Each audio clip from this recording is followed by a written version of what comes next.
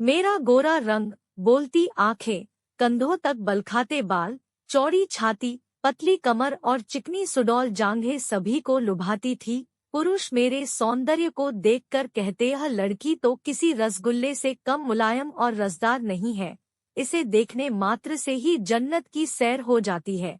मैं सुंदर थी, मेरी दृष्टि आकर्षक थी। मैं पुरुषों के मुंह से ऐसे शब्द सुनते ही नारी स्वभाववश खिल जाती और मुझे अपनी खूबसूरती का बरबस ही आभास होने लगता। मैं बुदबुदाए बिना न रह पाती, मुझ पर तुम सब मरते हो तो मरो, मैं किसी के हाथ नहीं आने वाली।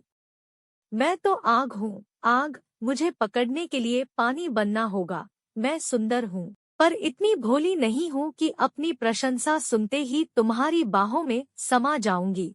मैं अभी सोच ही रही थी कि माँ की आवाज ने मुझे चौंका दिया।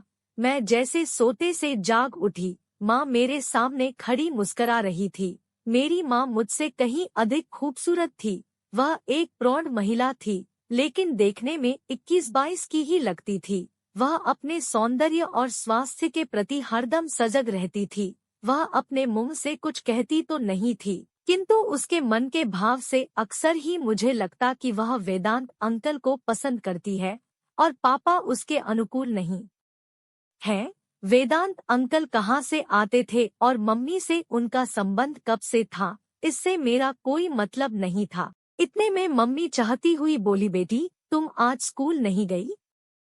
आज तो छुट्टी है। मैंने यह कहकर मम्मी की ओर देखा।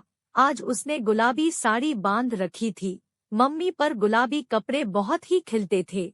उसका रूप उनमें और अधिक दमक उठता था। मुझे जहाँ तक मालूम था, मम्मी सजती संवरती तभी थी जब वेदांत अंकल घर पर होते थे या आने वाले होते थे।